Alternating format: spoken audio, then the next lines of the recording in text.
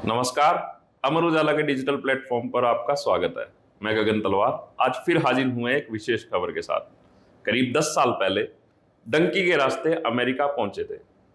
वहां जाकर खूब यातनाएं झेली, परेशानियां आई, कई दिनों तक भूखे रहे, सिर पर छत नहीं थी, लेकिन हौसला नहीं हारा, हिम्मत की, मेहनत की और नेक नियत से एक बदलाव आया। अब खुद सक्षम बने हैं तो दूसरों के लिए भी मददगार बन चुके हैं। ये कहानी है करनाल जिले के गोगड़ीपुर गांव के तेजिंदर मान उर्फ तेजी की, जिन्होंने 2015 में करनाल से अमेरिका पहुंचे थे। डंकी के रास्ते पर अमेरिका गए, लेकिन कई यातनाएं उन्हें झेलनी पड़ी। इस दौरान वे भूखे भी रहे, प्यासे भी रहे और नौकरी के लिए भी दर दर की ठोकरें खाई। जिसके सहारे पर वे अमेरिका गए थे, उन्होंने भी उन्हें धोखा दे दिया। इसके बाद उन्होंने हिम्मत करते हुए नए तरीके से खुद को स्थापित किया।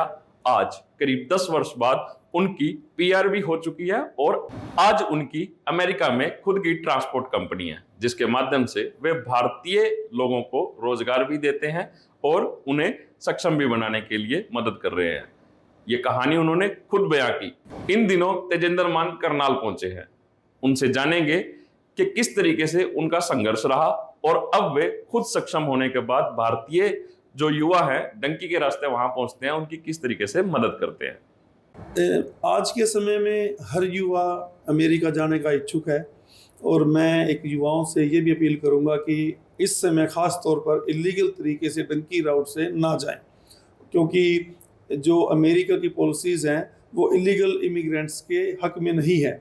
और ख़ास तौर पर जो डंकी राउट से जाते हैं इतना पैसा ख़राब करके और वहाँ जाकर भी उनको जेल में रख के और वापस भेज दिया जाएगा, क्योंकि ट्रंप सरकार का मुख्य उद्देश्य ही इलीगल इमिग्रेंट्स को आने से रोकना है। मैं 2015 में जनवरी में यहाँ से निकला और 27 मई 2015 में मैं डिटेंशन सेंटर से बाहर आया। तो मेरा असली संघर्षों का जीवन तब शुरू हुआ। सब सोचते हैं कि डंकी जीवन ही बड़ा संघर्ष का जीवन है, बट डंकी से पहुंचने के बाद असली संघर्ष अमेरिका में स्टार्ट होता है। और ख़ास तौर पर जब आप किसी को ना जानते हो, कोई आपके पास रहने की जगह ना हो। तो तकरीबन 1 साल के करीब मैं एक जंगल में लिकर स्टोर था, वहीं मोटल भी था, तो उसमें मैं रहा।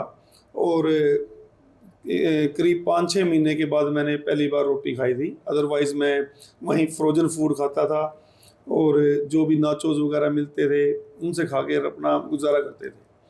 फिर उसके बाद मैंने अपना, जब मेरे को वर्क परमिट मेरा मिल गया, तो मैंने ड्राइविंग लाइसेंस अपना लिया और मैंने एक नाइट डिस्पैच की जॉब स्टार्ट की एक मोगा ट्रांसपोर्ट में, जो एक दूध की कंपनी थी, जैसे हमारा दूधिए का काम होता है। फिर मैंने अपना दूधिए का लाइसेंस भी लिया, वहाँ पर रिटर्न करके टेस्ट पास करके मिलता है। तो मैं रात को डिस्पैच की नौकरी करता था कि किस ड्राइवर को किस डेयरी पे उठाने के लिए भेजना है, क्या करना है। और मैं सुबह 4 बजे उठकर अपनी कुर्सी से फिर मैं ट्रक चलाकर दूध की डेयरी को लेके आता था, जैसे हमारा यहाँ दूध वाला जाता है सुबह अर्ली मॉर्निंग। तो उस समय मैं रहा एक कंटेनर में, जो शिपिंग कंटेनर होता है फ्रेट का, तो मैं कार्गो कंटेनर में रहा। एक नीचे गद्दा डाल रखा था और एक प्रार्थना जरूर परमात्मा से करता था कि ऐसा समय दे कि जैसे हम तंग हो रहे हैं, कोई आगे कोई आए तो हम उसकी मदद कर सकें। और परमात्मा ने उसी दिशा में काम करने का मौका दिया। और ख़ास तौर पे 2017 के बाद जब मैंने अपना ट्रक ले लिया और मैं लॉस एंजलिस में जाकर रहने लगा, तो उसी समय हमारे हरियाणा से डंकी राउट से बच्चे ज़्यादा जाने शुरू हुए थे। और आज तो जैसे मोबाइल पर, व्हाट्सएप पर इंटरनेट की सुविधाएं काफ़ी हैं, उस समय ऐसा नहीं होता था।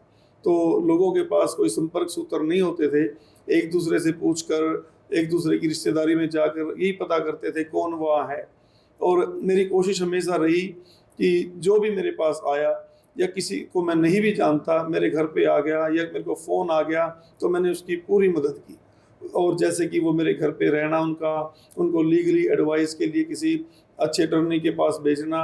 और शुरू में जैसे आदमी जाता है उस समय उसके पास सारे पैसे ख़त्म हो जाते हैं, घर वालों की भी कमर टूट जाती है आखिरी में बच्चे को बाहर निकलते हुए। तो उस समय तो 1 रुपये की मदद भी ऐसी होती है कि बहुत बड़ी बात है। और हम भी इतना अच्छा गुजारा ना होते हुए, क्योंकि हमारे भी संघर्ष के दिन थे, फिर भी अपनी तरफ से कोशिश करते थे कि उनको एकोमोडेशन अच्छी दें, अच्छी उनके लिए कपड़े दिलाएं, उनको फ़ोन दिलाएं, और जब वो सक्षम हो कोई 6 महीने में, 1 साल में, और अपने अनुसार वो हमारे पैसे हमें वापस कर देते थे। उन्होंने भी कभी कभी ऐसा भी नहीं मिला कि हमने मदद की और वो उसने ओबलाइज ना किया हो।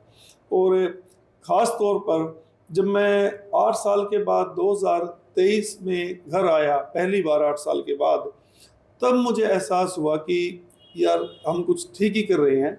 और इतने लोग मिलने आए कि जिसका हमने मदद की थी, उनके सबके परिवार, उनके रिश्तेदार, उनके चाहने वाले, और जिनको आगे जाना था वो इतने आदमी आए कि मुझे ये लगा कि अब ये जिम्मेवारी और भी बढ़ गई है। अगर आप ये वीडियो YouTube पर देख रहे हैं तो हमारे चैनल को सब्सक्राइब करें और बेल आइकन को दबाना ना भूलें। अगर आप Facebook पर ये वीडियो देख रहे हैं तो हमारे पेज को लाइक करें।